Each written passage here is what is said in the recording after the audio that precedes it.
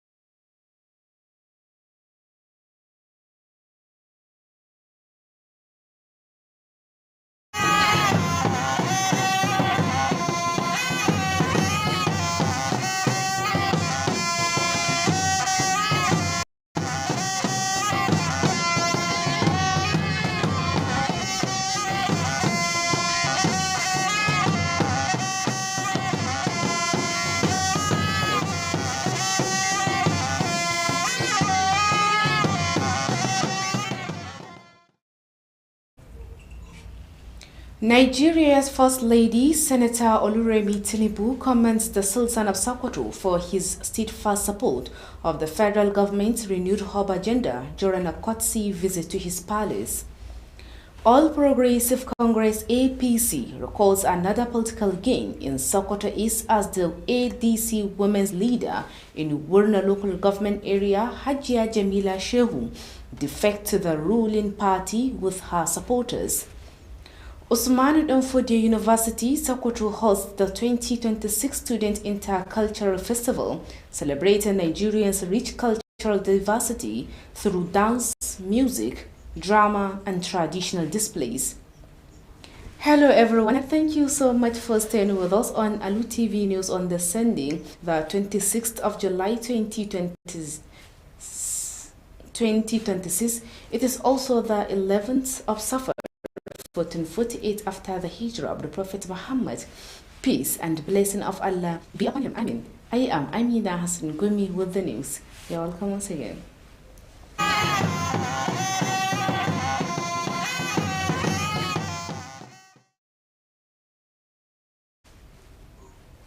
The wife of the president, Senator Oluremi Bola Ahmed Tinubu, has commended the Sultan of Sokoto, Alhaji Muhammad Sada Abubakar, for his unwavering support for the federal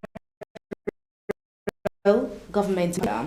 She gave the commendation yesterday during the courtesy visit to the Sultan Palace. In Sokoto, our government house correspondent Nasra Abubakar Keli completes the story.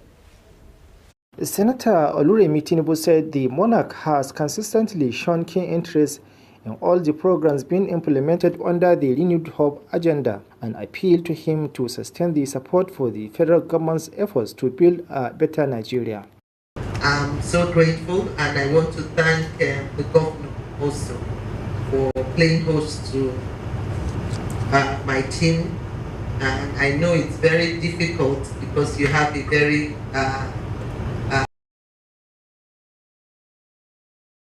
important family event that you had to share. I appreciate that, and I'm not taking it for granted. And I want to thank all the women that came out, and may Allah continue to bless you and all our fathers that are seated here. Thank you so much. Speaking earlier, the governor of Sokoto State, Dr. Ahmad Aliyu, commended the First Lady for the numerous humanitarian programs she has introduced, which he said have positively impacted the lives of vulnerable groups across the country. Governor Aliyu noted that households of women, elderly persons, persons with disability, and other vulnerable Nigerians have on several occasions benefited from cash and food assistance provided under the First Lady's Renewed Hope initiative. Your Excellency, the initiative has supported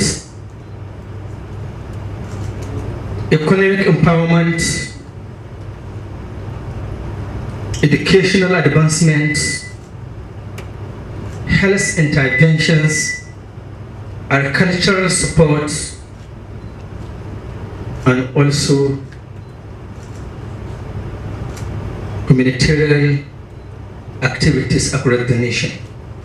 He also commended the Sultan for his consistent efforts in promoting national unity and peaceful coexistence. The governor further appreciated the Sultan for his continued support and cooperation with the Sokoto state government and called for the sustenance of the cordial relationship. Responding, the Sultan of Sokoto, Muhammad Sa'ad Abubakar III, commended the federal government for the various transformational projects being executed across the country. He expressed confidence that the ongoing construction of the Sokoto, Gusau, and Ilela Badagry roads, when completed, will significantly enhance the socio-economic well-being of millions of Nigerians. And we're very privileged and honored to have you personally coming home for this visit, and we're very proud of associating with you for a very long time, and also your great husband. The Sultan also expressed satisfaction with the First Lady's Renewed Hope initiative, which he said has provided support to many vulnerable groups across the country. He called for the sustenance and expansion of the initiative to enable more vulnerable Nigerians to benefit. The Sultan assured both the federal and Sokoto state governments of the continued support of the Sultanate Council in their effort to deliver the dividends of democracy to the people. The highlight of the visit was a special prayer session led by the Sarki Malaman Sokoto, Sheikh Yahya Malam Oyi, seeking Allah's guidance, protection, and continued success for the President Bola Ahmed Tinubu and the administration of Governor Ahmad Aliyu Sokoto. Reporting from Government House Sokoto, I am Nasir Abubakar Kili. The ruling All Progressive Congress APC has continued to gain strength in Sokoto East Senatorial District as the women's leader of the African Democratic Congress ADC, Hajia Jamila Shehu, alongside her supporters and other party members defected to the APC. Our correspondent Rabiu Abdullahi Wakili reports that the reception ceremony for the defectors, led by the APC Zonal Vice Chairman for Sokoto East, Alhaji Muhammad Musa Sarkin Alaru, took place in Al-Kamu, Borno local government area. Receiving the defectors, the APC Zonal Chairman for Sokoto East, Alhaji Muhammad Musa Sarkin Alaru, expressed satisfactions over the large number of the people joining the party. He said the APC was built on the solid foundation led by its leader in the state, Senator Aliumaga Tokardoamaku, noting that members remain united and committed to supporting one another. He added that under the platform of the APC, Governor Ahmed Aliyu Sokoto has continued to execute numerous developmental projects. He also announced that the Sokoto state government would soon roll out women empowerment programs from which Shehu and other women would benefit. Alhaji Muhammad Musa Sarkin Alaru further highlighted the contribution of the AC senatorial candidate for Sokoto East to the people of the area even before contesting for office. He conveyed Umar message and presented raffles and cash assistance to the female defectors. Speaking, Musa Mayadi, Sarkin Yakin Vafarawa Akida, said the inclusion of Jamila Shehu in the APC would further strengthen the party in Wurunu local government area, considering her influence and contribution to politics in the area.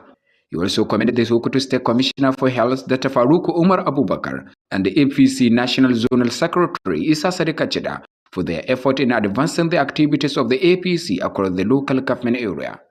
The APC woman leader in Warnu local government area, Wajia Balarava Achida, expressed light over the expansion of the party and thanked Alhaji Umar Ajia for his long-standing support for women in the area.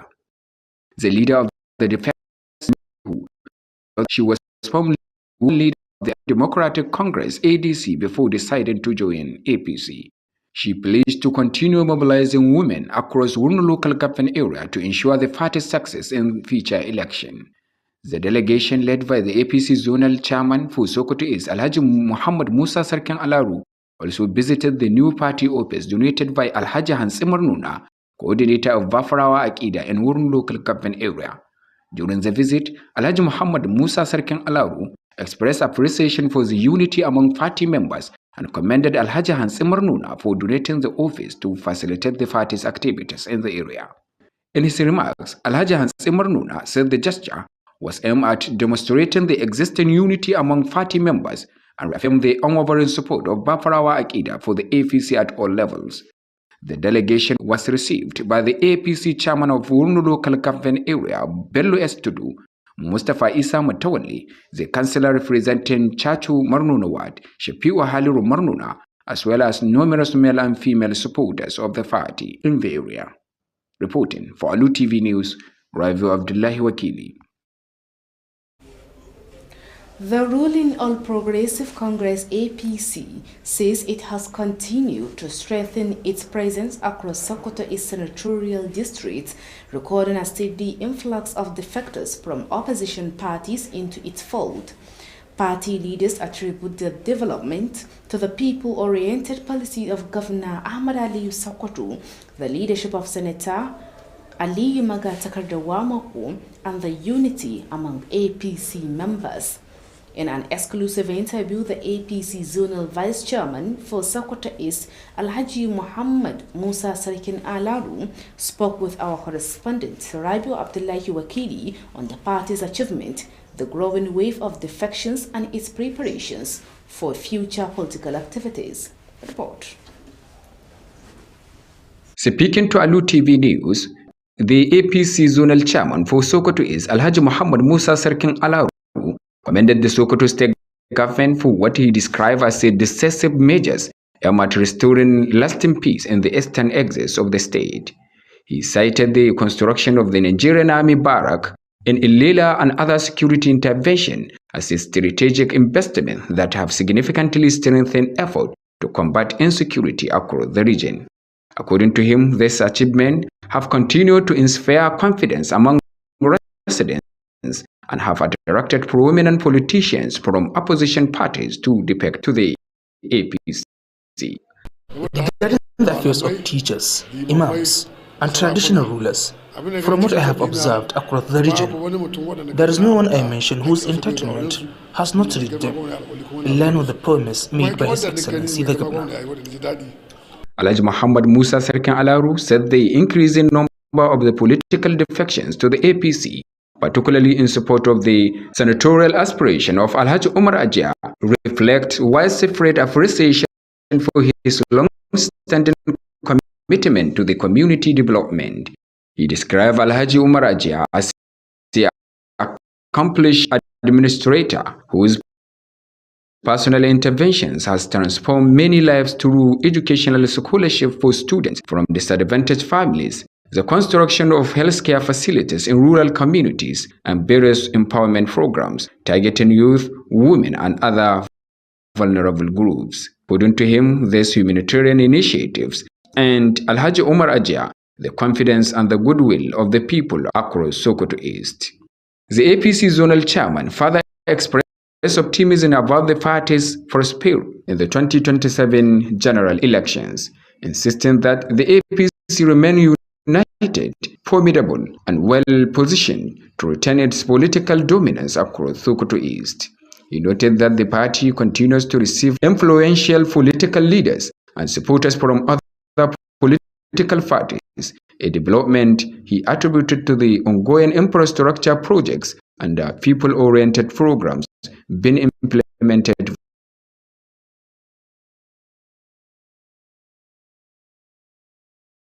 by the administration of Governor Ahmad Ali Sokoto. Alhaji Muhammad Musa Sarkin Alaru also reaffirmed the unwavering loyalty of the APC in Sokoto East to the leadership of Senator Aliyu Maga Takardawamako, describing him as a fair, visionary, and unifying leader whose guidance has continued to strengthen the party's cohesion and electoral success.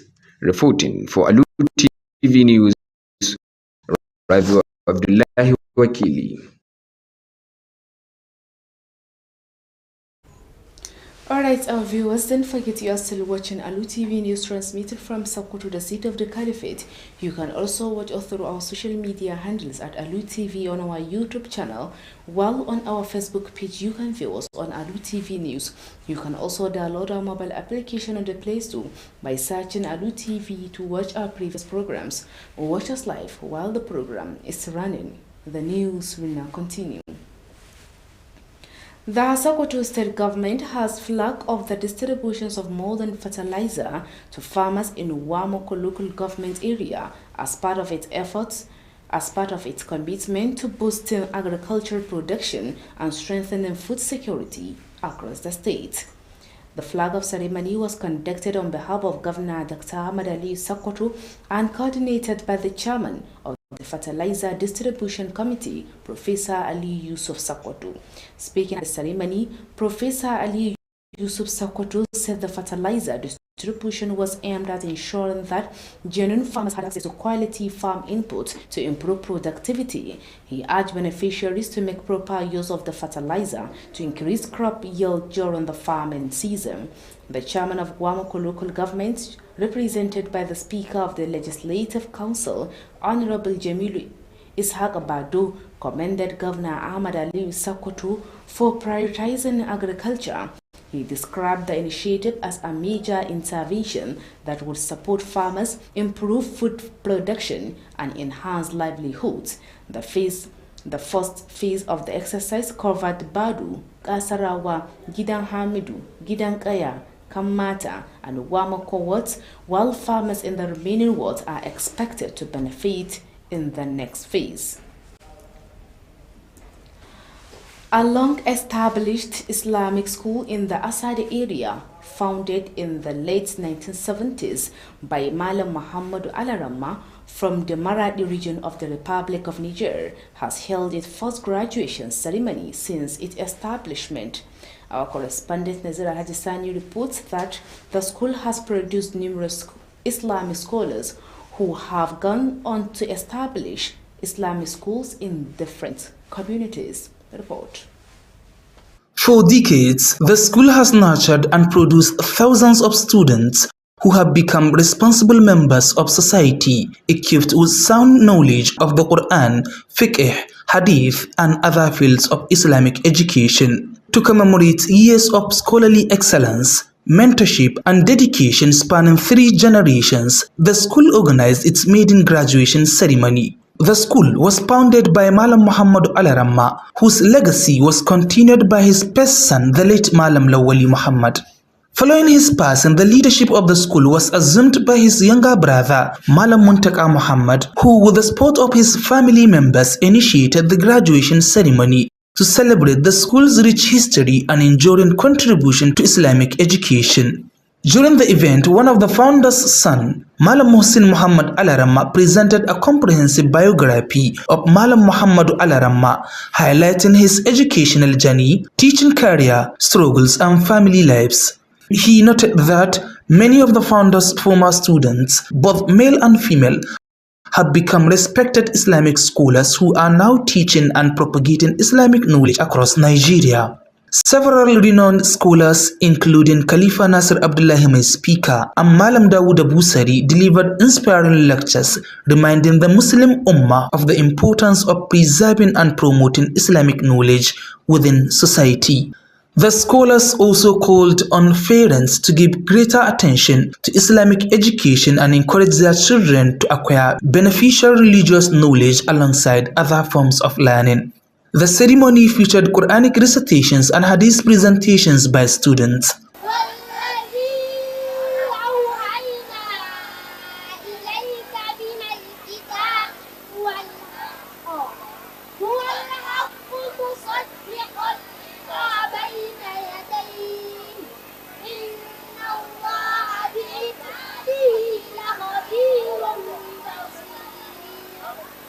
Hundreds of current and former students were also presented with certificates in recognition of their successful completion of various stages of Islamic education.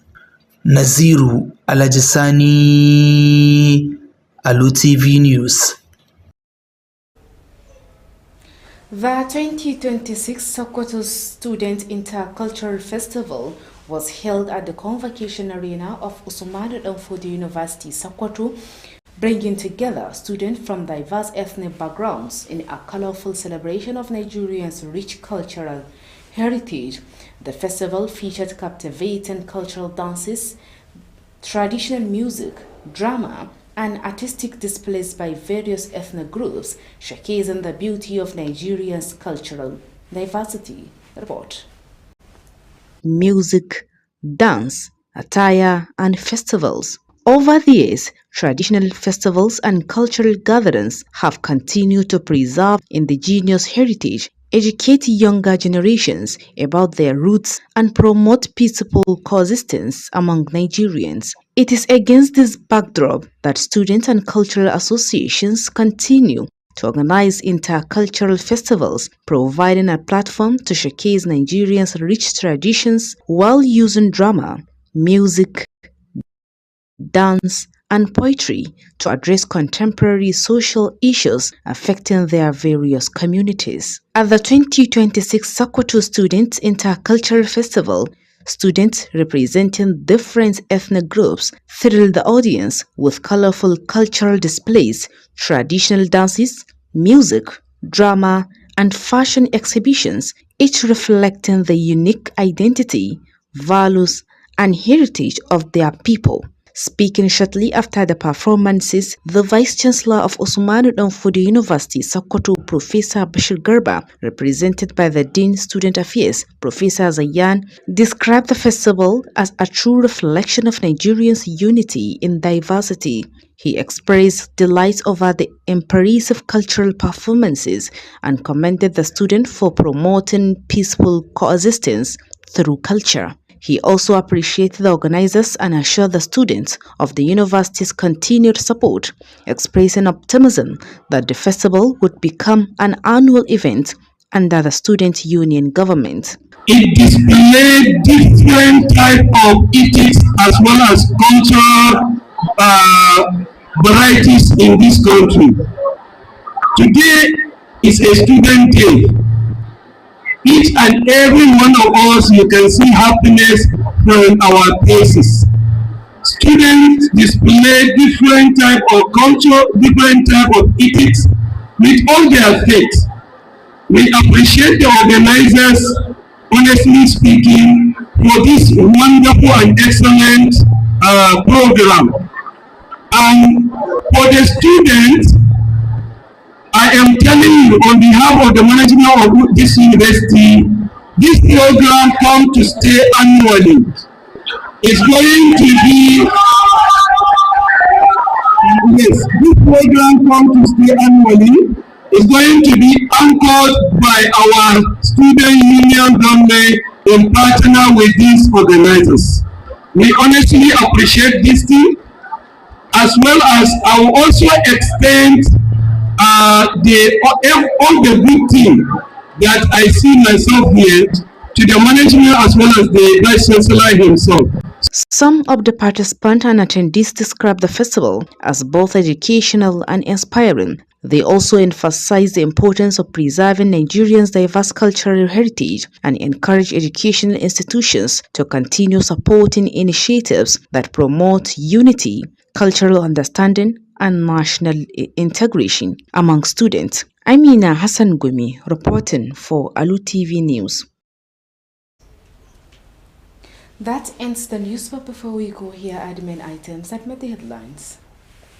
We reported to you that Nigeria's First Lady, Senator Oluremi Tinubu, has commended the Sultan of Sokoto, Alhaji Muhammad Salah Abubakar III, for his steadfast support of the federal government's renewed hub agenda during a courtesy visit to his palace. We also brought you that the All Progressive Congress APC has recorded another political gain in Sokoto East as the ADC women's leader in Wurna local government area, Hajia Jamila Shehu, defects to the ruling party with thousands of her supporters. We also told you that Usmanu Danfodio University Sokoto has hosted the 2026 Student Intercultural Festival, celebrating Nigeria's rich cultural diversity through dance, music, drama, and traditional displays.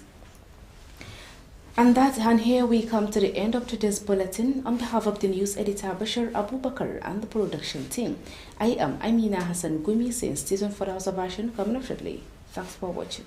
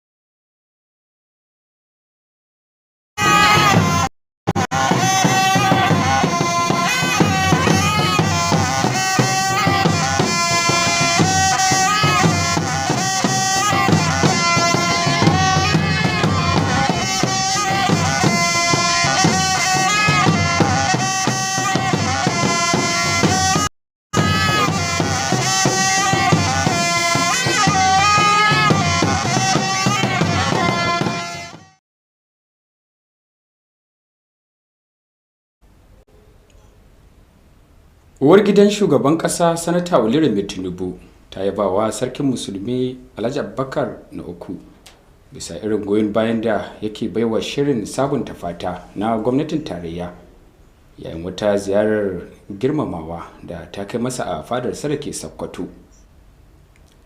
Jami'ar APC ta sake samun ƙarin karbuwa a yankin Sokoto ta gabas bayan da shugabar mata ta jam'iyyar ADC a karamar hukumar Borno Hajiya Jamila Shehu ta sauya sheka zuwa jam'iyyar APC tare da magoya bayanta. Jami'ar Usman Danfodiyo da ke Sokoto ta karbi bakuncin bikin al'adu na ɗalibai na shekarar 2026 inda aka baje kolin yalwar al'adun Najeriya ta hanyar raye-raye, kaɗe-kaɗe, wasannin kwaikwayo da sauran al'adun gargajiya. To jama'a barkanmu da kasancewa da ku a labaran Alu TV a yau Lahadi 26 ga watan Yulin shekarar 2026 wanda ya daidai da 11 ga watan Safar na shekarar 1448 bayan jarrafiyayyen halitta Annabi Muhammad sallallahu alaihi wasallam daga Makka zuwa Madina. Sunana Rabiu Abdullahi Wakili dauke da fassarar labaran.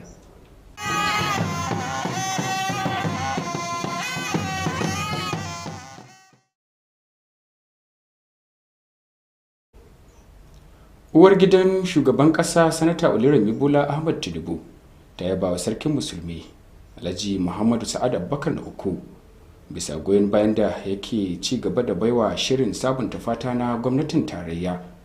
Ta bayyana hakan ne a jiya yayin wata ziyarar girmamawa da ta kai wa sarkin musulmin a fadarsa da ke jihar Sokoto. Wakilinmu na fadar gwamnatin jihar Sokoto Nasir Abubakar Iri na ɗauke da fassarar labaran. Basaraken a koyaushe yana nuna cikakken goyon bayansa ga shirye-shiryen na gwamnatin tarayya da take aiwatarwa a ƙarƙashin shirin Renewed Hope, tare da kira gare shi da ya ɗore da wannan goyon bayan domin tabbatar da ƙudurin Tinubu na gina sabuwar Najeriya. Da yake jawabi tun farko, Gwamna Ahmad Aliyu ya yaba wa uwar gidan shugaban ƙasa akan ɗimbin shirye-shirye na jin ƙai da ofishinta ya fito da shi, wanda a cewarsa yana matuƙar tasiri wurin inganta rayukan jama'a ƙasar nan musamman mabukata. Gwamna Aliyu ya nuna da cewa dubun dubatar mata, tsofaffi da mutane masu larura ta musamman a sau da yawa ana fitowa da shirye-shirye na ba da tallafin kuɗi da dangogon kayan abinci a ƙarƙashin shirin Renewed Hope na ofishin uwar gidan shugaban ƙasa. Haka zalika ya yaba mai alfarma sarkin musulmi akan ɗorewa da ba da goyon baya wurin tabbatar da haɗin kai da wanzuwar zaman lafiya a ƙasar nan. Gwamnan haka zalika ya gode ma basaraken akan goyon baya da cikakken haɗin kai da yake ci gaba da baiwa gwamnatin jiha, tare da kiran ɗorewa da wannan kyakkyawar alaƙar. Da yake mai da bayani, mai alfarma sarkin musulmi Alhaji Muhammadu Sa'ad Abubakar ya yaba gwamnatin tarayya akan shirye-shirye iri daban-daban na sauye-sauye da ta fito da shi kuma ake kan aiwatar da su a halin yanzu. Ya kuma bayyana jin daɗinsa akan muhimman ayyukan nan biyu na titin da ya tashi daga Sokoto zuwa Gusau da na Ilela zuwa Badagari, wanda ya ce idan aka kammala su za su yi matukar taimakawa wurin inganta sha'anin walwala da tattalin arzikin miliyoyin 'yan Najeriya. Mai alfarma sarkin musulmi haka zalika ya bayyana gamsuwarsa akan yadda ofishin uwar gidan shugaban ƙasa ke fitowa da shirye-shirye waɗanda a cewarsa suna matuƙar taimakawa wurin tallafawa mutane masu buƙata a ƙasar nan. Daga nan sai ya kira akan ɗorewa da ire-iren waɗannan shirye-shirye domin amfanin 'yan Najeriya musamman mabukata. Mai alfarma sarkin musulmi haka zalika ya baiwa gwamnatocin tarayya da na jiha tabbacin ɗorewa da goyon bayan majalisarsa, tare da ba da goyon baya don ganin sun amfana da roman demokuraɗiyya. Yayin bikin, sarkin malaman Sokoto Malam Sheikh Yahya na Malam Boyi ya jagoranci addu'o'in musamman domin samun ɗaukin Ubangiji, kariya da taimako ga shugaban ƙasa Bola Ahmad Tinubu da gwamnatin Gwamna Ahmad Aliyu Sokoto. Ƙarshen wannan rahoton kenan. Nasiru Abubakar Kiri daga fadar gwamnatin jihar Sokoto. To a nan kuma jam'iyyar APC mai mulki na ci gaba da ƙara samun karbuwa a yankin Sokoto ta Gabas, yayin da shugabar mata ta jam'iyyar ADC Hajiya Jamila Shehu tare da magoya bayanta da sauran mambobin jam'iyyar suka sauya sheka zuwa jam'iyyar APC. Wakilinmu ya rawaito mana cewa taron karɓar masu sauya shekar wanda shugaban APC na yankin Sokoto ta Gabas Alhaji Muhammad Musa Sarkin Alaru ya jagoranta ya gudana ne a garin Alkamu da ke karamar hukumar Wurno. Ga rahotonsa.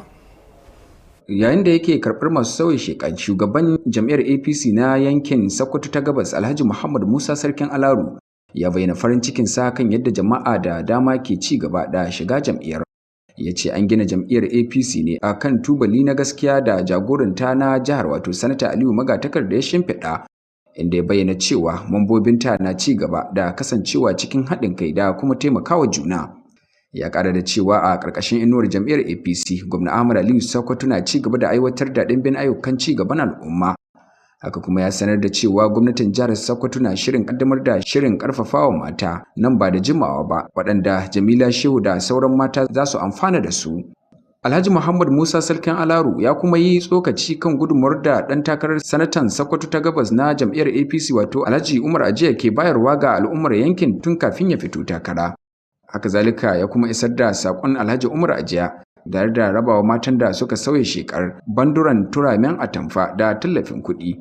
Haka muna fatan mai girma aji Allah saka mishi da alheri, kuma wannan kujerar yake nema Allah tabbatar da ita gare shi kuma cikin sauki. Wata amma da kadai kira gare ku da Allah a sani in Allah ya da magana zabe mun ci zabe, amma akwai buƙatar mun san yau sanatar da mun ka basuwa da sanatar da kuke, to kamata ya aje tunda mu mun ka nemi a ba mu shi, ba shugabanni suka ba mu ci su ce mun shi ba, mu mun ka nemi a ba mu ko suka ce sun ba mu. Allah yana kira mutum mu ba shi ƙuri'a walallonka mai sama ga wadda mun kama da wuce. Da yake jawabi Musa Mai Yadi, sarkin yakin Bafarawa Akida, ya bayyana cewa shigar Jamila Shehu a cikin jam'iyyar APC za ta ƙara wa jam'iyyar ƙarfi a ƙaramar hukumar Wurno, la'akari da tasirinta da kuma gudunmawar da take bayarwa a harkokin siyasar yankin. Ya kuma yaba wa kwamishinan lafiya na jihar Sokoto Dr. Faruku Umar Abubakar da kuma sakataren yanki na ƙasa na jam'iyyar ta APC wato Isa Sadika Cida, bisa kokarin da suke yi wajen bunƙasa ayyukan jam'iyyar APC a faɗin ƙaramar hukumar. Shugabar mata ta APC a ƙaramar hukumar Wurno Hajiya Balaraba Acida ta bayyana jin daɗin ta kan yadda jam'iyyar ke ci gaba da faɗaɗa, tare da godewa Alhaji Umar Ajiya bisa irin goyon bayan da yake baiwa mata a yankin na tsawon lokaci. Jagorar masu sauyi shekar wato Jamila Shehu ta bayyana cewa ita tsohuwar shugabar mata ta jam'iyyar ADC ce kafin ta yanke shawarar komawa jam'iyyar APC. Inda ta yi alƙawarin ci gaba da wayar da kan mata a faɗin ƙaramar hukumar ta Wurno domin tabbatar da nasarar jam'iyyar a zaɓuka masu zuwa. Wanga matar da kun ga gani kawai dai na dawo jam'iyyar APC cikin a gurguje na zo da mata, yanzu mata nasa neman mata 100% dangane da gunduma Wurno local government, kuma insha Allah in dai muna cikin mu'adda nasara mun riga mun kashe jam'iyyar ADC ba mu ba ita. Tawagar da shugaban APC na yankin Sokoto ta Gabas wato Alhaji Muhammad Musa Sarkin Alaro ya jagoranta ta kuma kai ziyara a sabon ofishin jam'iyyar da Alhaji Hamsi Marnuna, wanda shi ma coordinator Bafarawa Akida ne a karamar hukumar ta Wurno, ya bayar. Yayin ziyarar Alhaji Muhammad Musa Sarkin Alaro ya bayyana jin daɗin sa kan yadda haɗin kai ke wanzuwa a tsakanin mambobin jam'iyyar, tare da yabawa Alhaji Hamsi Marnuna bisa bayar da ofishin domin sauƙaƙa gudanar da ayyukan jam'iyyar a yankin. Kowa ga yana APC da rashin sake ya mai. Alhamdulillah mai gaba sake ya masa ta shi kamuna. Ya ga gwamna ya famu Ahmed Aliyu ya yi mana zaɓen kwarai. Yau muna da abin gwaji birni da kawai da abin da Ahmed Aliyu. Kuma duk daga Ahmed Aliyu na jama'a ne, kuma jama'a yake saurari. A nasa jawabin Alhaji Hantsi Marnuna ya ce wannan wani mataki ne da ke nuna irin haɗin kai da ke tsakanin mambobin jam'iyyar, tare da jaddada cikakken goyon bayan ƙungiyar Bafarawa Akida ga jam'iyyar ta APC a kowane mataki. Tawagar ta samu tarba daga shugaban APC na ƙaramar hukumar Wurno Bello S. Tudu da kuma Mustapha Isa Matawalle, sai kuma kansilar mazaɓar Chachu Marnuna Shafi'u Haliru Marnuna da kuma ɗimbin magoya bayan jam'iyyar maza da mata na yankin. Ƙarshen wannan rahoton kenan. Rabiu Abdullahi Wakili. To wata mai kama da wannan jam'iyyar APC mai mulki ta ce tana ci gaba da karfafa matsayinta a fadin yankin Sokoto ta Gabas, inda take ci gaba da karbar masu sauya sheka daga jam'iyyun adawa. Shugabannin jam'iyyar sun kuma danganta hakan da manufofin gwamna Ahmad Aliyu Sokoto na ci gaban al'umma da kuma jagorancin sanata Aliyu Magatakarda Mako da kuma haɗin kan mambobin jam'iyyar ta APC. A wata hira ta musamman, shugaban APC na yankin Sokoto ta Gabas wato Alhaji Muhammad Musa Sarkin Alaru da ya zanta da wakilinmu kan nasarorin da jam'iyyar ta samu, yawaitar masu sauya sheka da kuma shirye-shiryenta na harkokin siyasa a nan gaba. Ga rahoton. Da yake zantawa da manema labaran Alu TV, shugaban jam'iyyar APC na yankin Sokoto ta Gabas Alhaji Muhammad Musa Sarkin Alaru ya yaba wa gwamnatin jihar Sokoto kan ɗaukar matakan gaggawa domin tabbatar da zaman lafiya mai ɗorewa a yankin gabashin jihar. Ya ce gina barikin sojan Najeriya a ƙaramar hukumar Ilela da sauran matakan tsaro da aka aiwatar sun kasance muhimman jerin abubuwan da suka ƙara ƙarfafa yaƙi da matsalar rashin tsaro a yankin. A cewar sa, waɗannan nasarorin sun ci gaba da ƙarawa al'umma ƙwarin gwiwa tare da jawo fitattun 'yan siyasa daga jam'iyyun adawa zuwa jam'iyyar APC. Alhaji Muhammad Musa Sarkin Alaru ya ce yawaitar sauya sheka zuwa jam'iyyar ta APC musamman domin nuna goyon baya ga ƙudurin Alhaji Umar Ajiya na neman kujerar sanata na nuni da yadda al'ummar ke yabawa irin gudunmuwar da ya daɗe yana bayarwa wajen ci gaban al'umma. Shi da kaga ya ba su a motoci ne ba ciyamomi na fati don ayyuka. In kan lura da sadda muka taro ko kuma nake tafiya wajen wata lewa gamman ko taro kana ganin mahiyar motocin nan tare da ni matsayina na zonar. Kuma ayyuka suke yi, kuma ƙauye da birni ana shiga da motocin nan. Ba ya ba da motoci bane da a yi musu wanka ana yawa cikin gari, a motoci ne ake ba su kuma ana aikin nan da su, kuma yana tallafawa game da aikin da ake yi. Ya bayyana Alhaji Umar Ajiya a matsayin gogaggen shugaba wanda ayyukansa na kai tsaye suka sauya rayuwar jama'a da dama ta hanyar bayar da tallafin karatu ga ɗalibai maras ƙarfi, gina cibiyoyin kiwon lafiya a yankunan karkara da kuma shirye-shiryen tallafawa matasa, mata da sauran masu bukata ta musamman. A cewar sa, waɗannan ayyukan jin ƙai su ne suka sanya Alhaji Umar Ajiya ya samu amincewa da goyon bayan al'ummar Sokoto ta Gabas. Shugaban APC na yankin ta Gabas har wa yau ya kuma bayyana ƙwarin gwiwarsa kan nasarar jam'iyyar a zaben shekarar 2027, inda ya jaddada cewa APC na nan a matsayin tsintsiya maɗaurin ki ɗaya mai cike da ƙarfi da kuma shirye-shiryen da take domin ci gaba da riƙe madafun iko a faɗin yankin.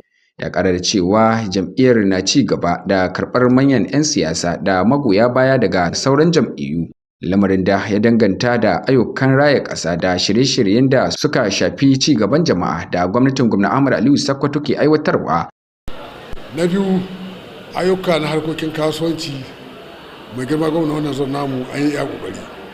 Kuma an ba da gudunmuwa ga harkar 'yan kasuwa a wannan zon namu.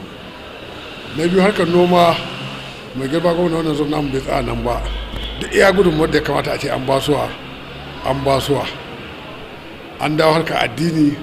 In ka diba masallacin ne wanda suke da shekaru da yawa sun nemi gyara babu, yau mai girma gwamna da ya mai da su sabu. Ina maka wangana akan zuwa ɗina da ke da tabbaci ne. A kuma Alhaji Muhammad Musa Sarkin Alaru ya sake jaddada cikakken biyayyar APC ta Sokoto ta Gabas ga jagorancin Sanata Aliyu Magatakarda Mako, wanda ya bayyana a matsayin shugaba mai adalci, hangen nesa da kuma haɗa kan jama'a, wanda jagorancin sa ke ci gaba da ƙarfafa haɗin kai da nasarorin jam'iyyar a zaɓuka. Ƙarshen wannan rahoton kenan. Rabiu Abdullahi Wakili.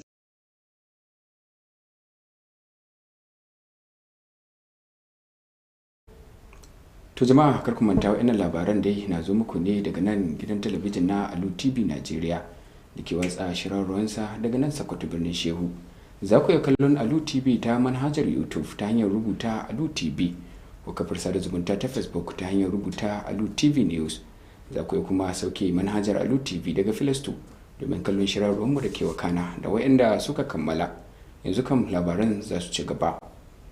Gwamnatin jihar Sokoto ta kaddamar da rabon takin zamani ga manoma a karamar hukumar Wamako a wani bangare na kudurinta na bunƙasa harkokin noma da kuma karfafa samar da ingantaccen abinci a faɗin jihar. An gudanar da kaddamar da shirin ne a madadin gwamna Dr. Ahmad Aliyu Sakkwato karkashin jagorancin shugaban kwamitin rarraba taki wato Farfesa Aliyu Yusuf Sakkwato. Da yake jawabi a wajen taron, Farfesa Aliyu Yusuf Sakkwato ya ce rabon takin na da nufin tabbatar da cewa manoma na gaskiya sun samu ingantattun kayayyakin aikin noma domin haɓaka yawan amfanin gona. Ya kuma buƙaci waɗanda suka amfana da shirin da su yi amfani da takin yadda ya kamata domin ƙara yawan amfanin gonakinsu a wannan shekara. Shugaban karamar hukumar Wamako, wanda kakakin majalisar karamar hukumar Alhaji Jamilu Ishaq Bado ya wakilta, ya yaba wa gwamna Ahmad Aliyu Sakkwato bisa baiwa harkar noma fifiko, inda ya bayyana shirin a matsayin wani muhimmin mataki da zai tallafa wa manoma ya ƙara samar da abinci tare da inganta rayuwar al'umma. Kashi na farko na rabon takin ya hada da gundumomin Bado Kasarawa, gidan Hamidu, gidan Kaya, kan mata da Wamako, yayin da ake sa ran manoma daga sauran gundumomin za su amfana a mataki na gaba. To anan kuma wata tsohuwar makarantar addinin musulunci da ke unguwar Asada, wadda Malam Muhammadu Alaramma daga yankin Maradi na jamhuriyar Nijar ya kafa a shekarar 1970, ta gudanar da bikin yayi ɗalibanta na farko tun kafata. Wakilinmu Naziru Alhaji Sani ya rawaito mana cewa makarantar dai ta fitar da malamai da dama waɗanda suka kafa makarantun addinin musulunci a sassa daban-daban. Ga rahotonsa. Shekaru da dama ne aka shafe ana koyarwa a makarantar tare da tarbiyyantar dubbannin ɗalibai waɗanda suka zama mutane na gari a cikin al'umma, masu cike da ilimi a fannonin Ƙur'ani, fiqhu, hadisi da sauran ilmomin addinin musulunci. Domin tunawa da irin gudunmuwar da makarantar ta bayar na tsawon shekaru wajen yada ilimi, tarbiyya da renon ɗalibai har tsawon karnuka 3, makarantar ta shirya walima a karo na farko tun bayan kafata. Marigayi Malam Muhammadu Alaramma ne ya asasa makarantar, inda daga bisani babban ɗansa namiji Marigayi Malam Lawali Muhammad ya gaji jagorancinta. Bayan rasuwar Marigayi Malam Lawali Muhammad, ƙaninsa na biyu Malam Muntaka Muhammad ya karbi ragamar tafiyar da makarantar tare da goyon bayan sauran 'yan uwansa. An kaddamar da walimar yaye ɗaliban ne domin shimfiɗa tarihin makarantar da kuma gagarumar gudunmuwar da take ci gaba da bayarwa ga ilimin addinin musulunci. A yayin gudanar da taron, ɗaya daga cikin 'ya'yan wanda ya asasa makarantar, Malam Hussein Muhammad Alaramma, ya gabatar da cikakken tarihin rayuwar Malam Muhammadu, inda ya bayani akan tarihin neman iliminsa, karantarwarsa da ma rayuwarsa ta iyali. Za ka ga mutane sun yi karatu a wannan makarantar, jikoki su an a cikin wannan makarantar yanzu, sun san halin da makaranta take a ciki lokacin da suka bacca, ba su sake tambaya wani hali makaranta take ciki ba yanzu. Yanda yake yana daga cikin ƙalubalen da makaranta ke fuskanta, wanda yake yana da kyau da dukkan uwaye ɗalibai su san halin da makaranta take ciki, halin da yaran su suke ciki da kuma kulawa da tafiyar yara. Ya bayyana cewa da dama daga cikin tsofaffin ɗaliban makarantar maza da mata sun zamo malaman addinin musulunci waɗanda ke koyarwa tare da yaɗa ilimin addinin musulunci a sassa daban-daban na faɗin Najeriya. Fitattun malaman addinin musulunci da suka hada da Khalifa Nasir Abdullahi mai spika da Malam Dawuda Busari sun gabatar da lakcoci na musamman masu ƙayatarwa, inda suka tunatar da al'umman musulmi kan muhimmancin kiyayewa da bunƙasa ilimin addinin musulunci a cikin al'umma. Malaman sun kuma yi kira ga iyayen ɗalibai da su ɗauki ilimin addinin musulunci da muhimmanci tare da ƙarfafa ma 'ya'yansu neman ilimin addini. Bikin walimar ya ƙumshi karatun Alƙur'ani mai girma da kuma gabatar da hadisan manzon Allah daga bakin ɗalibai. Haka kuma an baiwa ɗaruruwan ɗalibai na da na yanzu takardar shaidar saukar Alƙur'ani mai girma. Naziru Alhaji Sani, labaran Alu TV. A gaida Naziru Alhaji Sani. Tana kuma an gudanar da bikin al'adu na ɗaliban Sokoto na shekarar 2026 a ɗakin taro na Jami'ar Usman Danfodiyo da ke Sokoto, inda ɗalibai daga ƙabilu daban-daban suka hallara domin nuna ɗumbin al'adun Najeriya. Bikin ya ƙunshi raye-rayen gargajiya, kiɗan al'adu, wasannin kwaikwayo da kuma baje kolin fasahohi daga ƙabilu daban-daban, lamarin da ya nuna yalwar al'adu da ke akwai a Najeriya. Ga wakiliyarmu Amina Hassan Gumi dauke da cikin wannan rahoton.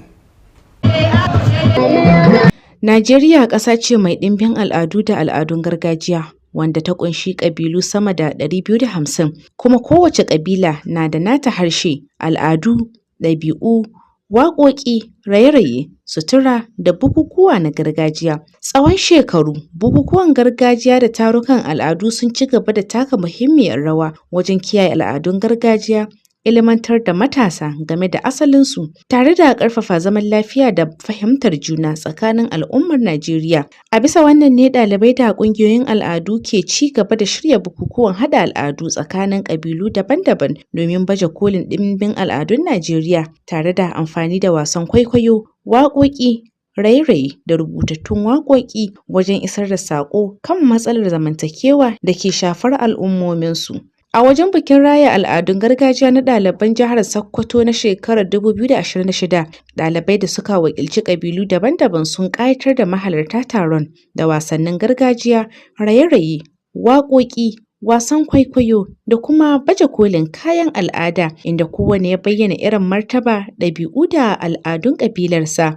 Da yake jawabi jim kaɗan bayan kammala wasan, shugaban jami'ar Usmanu Danfodiyo Sokoto, Farfesa Bashir Garba, wanda shugaban sashen kula da harkokin ɗalibai, Farfesa Zayyani ya wakilta, ya bayyana bikin a matsayin wata hanya ta haɗin kan Najeriya duk da bambancin ƙabilu da al'adu.